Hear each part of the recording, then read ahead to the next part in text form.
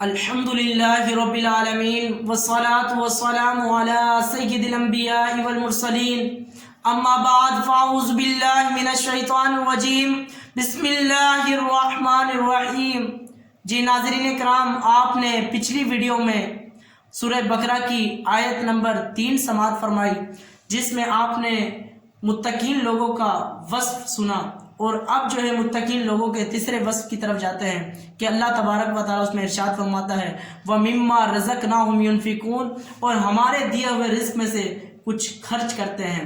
جی ناظرین کرام، اس آیت میں متقین لوگوں کا تیسرا وصف بیان کیا گیا کہ متقین لوگ جو ہمارے دیے ہوئے رزق میں سے جو ہماری راہ میں خرچ کرتے ہیں، اس سے زکوٰۃ مراد ہے، اور ایک قول یہ ہے کہ اس سے تمام صدقات اور طلباء، علماء اور مساجد اور دینی مدارس پر خرچ کرنا، اولیاء اعظام کے اصالِ ثواب کے لیے خرچ کرنا، یہ بھی مراد ہے۔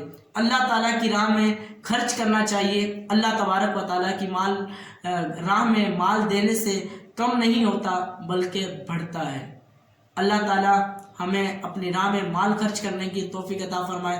آج ہم لے کر حاضر ہوئے ہیں سورہ بقرہ کی آیت نمبر 4 کہ اللہ تبارک و تعالیٰ اس میں کیا ارشاد فرماتا ہے۔ بسم اللہ الرحمن الرحیم، اللہ کے نام سے شروع جو نہایت مہربان رحمت والا ہے۔ والذین یؤمنون بما انزل الیک وما انزل من قبلک وبالآخرۃ هم یوقنون۔ ترجمہ، اور وہ ایمان لاتے ہیں اس پر جو تمہاری طرف نازل کیا اور جو تم سے پہلے نازل کیا گیا، اور وہ آخرت پر یقین رکھتے ہیں۔ والذین یؤمنون بالغیب بما انزل الیک، اور وہ ایمان لاتے ہیں اس پر جو تمہاری طرف نازل کیا گیا۔ والذین یؤمنون بما انزل الیک، اور وہ ایمان لاتے ہیں اس پر جو تمہاری طرف نازل کیا۔ اس آیت میں اہل کتاب کی کہ وہ مومنین مراد ہیں جو اپنی کتاب پر اور تمام پچھلی آسمانی کتابوں اور انبیاء کرام پر نازل ہونے والی وحیوں پر ایمان لاتے ہیں اور قرآن پاک پر بھی ایمان لاتے ہیں۔ اس آیت میں ما انزل الیک سے تمام قرآن پاک اور پوری شریعت مراد ہے۔ جی ناظرین کرام، یاد رکھیں کہ جس طرح قرآن پاک پر ایمان لانا ہر مکلف پر فرض ہے، ہر ایمان لانے والے پر فرض ہے، اسی طرح پچھلی کتابوں پر ایمان لانا بھی ضروری ہے جو گزشتہ انبیاء کرام پر نازل ہوئی۔ البتہ ان کے جو احکام ہماری شریعت میں منسوخ ہو گئے، ان پر عمل درست نہیں، مگر پھر بھی ایمان ضروری ہے۔ مثلا پچھلی کئی شریعتوں میں بیت المقدس قبلہ تھا، لہٰذا اس پر ایمان لانا تو ہمارے لیے ضروری ہے، مگر عمل یعنی نماز میں بیت المقدس کی طرف منہ کر کے نماز پڑھنا جائز نہیں ہے، یہ حکم منسوخ ہو چکا ہے۔ نیز یہ بھی یاد رکھیں کہ قرآن کریم سے پہلے جو کچھ اللہ تبارک و تعالیٰ نے اپنے انبیاء کرام پر نازل فرمایا، ان سب پر اجمالاً ایمان لانا فرض عین ہے، یعنی یہ اعتقاد رکھا جائے کہ اللہ تعالیٰ نے گزشتہ انبیاء کرام پر جو کتابیں نازل فرمائی، ان میں جو کچھ بیان فرمایا سب حق ہے۔ قرآن شریف پر یوں ایمان رکھنا فرض ہے کہ ہمارے پاس جو موجود ہے اس کا ایک ایک لفظ اللہ تعالیٰ کی طرف سے ہے اور حق ہے۔ بقیہ تفصیلاً جاننا فرض کفایہ ہے، لہذا عوام پر اس کی تفصیلات کا علم حاصل کرنا فرض نہیں، جبکہ علماء موجود ہوں جنہوں نے یہ علم حاصل کر لیا، انہی پر جو ہے یہ فرض ہے۔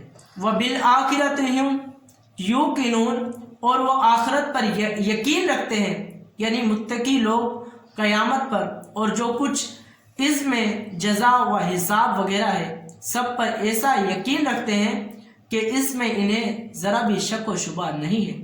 اس میں اس بات کی طرف بھی اشارہ ہے کہ یہودیوں اور عیسائیوں کا آخرت کے متعلق عقیدہ درست نہیں، کیونکہ اس میں ہر ایک کا یہ عقیدہ تھا کہ ان کے علاوہ کوئی جنت میں داخل نہیں ہوگا، جیسے کہ سورہ بقرہ آیت نمبر 111 میں، اور خصوصاً یہودیوں کا عقیدہ تھا کہ ہم اگر جہنم میں گئے چند دن کے لیے ہی جائیں گے، اس کے بعد سیدھا جنت میں جائیں گے، جیسے کہ سورہ بقرہ آیت نمبر 80 میں ہے۔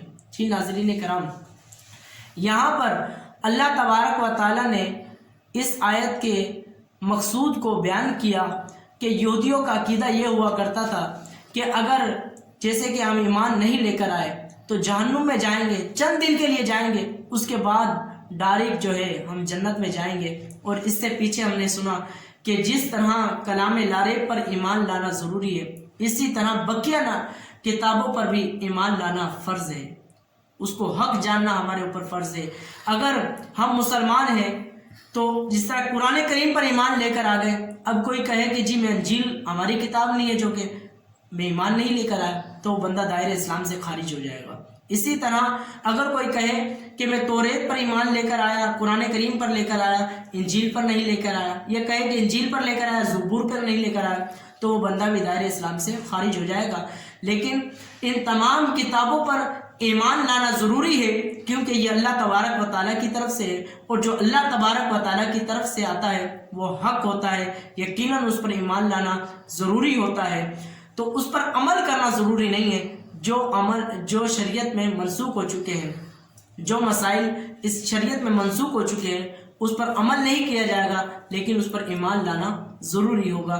جیسے کہ بیت المقدس کے حوالے سے آپ نے سنا کہ اس پر ایمان لانا تو ضروری ہے، لیکن اس پر عمل کرنا ضروری نہیں ہے۔ اس بات کو یاد رکھیے گا اور اس پر عمل کیجیے گا۔ اللہ تعالیٰ سے دعا ہے کہ اللہ تبارک و تعالیٰ ہمیں حق اور سچ بیان کرنے کی توفیق عطا فرمائے، کلام لاریب کو پڑھ کر اس پر عمل کرنے کی توفیق عطا فرمائے، سمجھنے کی توفیق عطا فرمائے۔ اللہ تعالیٰ سے دعا ہے کہ جو اس میں غلطی کوتاہی ہو اپنے رحمت کاملہ سے معاف فرمائے۔ جی ناظرین کرام، کلام لاریب کو سمجھتے جائیں، عمل کرتے جائیں، ہمارے لیے زندگی آسان ہو جائے گی۔ آج کلام کریم سے، قرآن مجید سے ہم دور ہیں تو ہمارے اوپر جو مصیبتیں پریشانیاں آ رہی ہیں، یہی وجہ ہے کہ ہم قرآن کریم سے دور ہیں۔ آپ لوگوں کے لیے یہ ویڈیو بنائی جاتی ہے کہ آپ اس کو دیکھیں، روزانہ آپ اس کو دیکھیں اور اس پر عمل کرنا شروع کر دیں، تو آپ کی اور ہماری زندگی آسان ہو جائے گی۔ اللہ تعالیٰ ہمیں سمجھنے کی توفیق عطا فرمائے۔ ہمارا فرض ادا ہوا، اب آپ کا فرض بنتا ہے کہ آپ بھی دوسرے لوگوں تک اس کو پہنچائیں، تاکہ اس کے سمجھنے سے، اس کے پڑھنے سے، سننے سے اگر کوئی رائے راست پر آ گیا تو آپ کی بھی بگڑی بن جائے گی، بگڑی ہماری بھی بن جائے گی۔ جی ناظرین کرام، آپ اس پیغام کو آگے پہنچائیے گا۔ اللہ تعالیٰ ہمیں سمجھنے کی توفیق عطا فرمائے۔ السلام علیکم ورحمۃ اللہ وبرکاتہ۔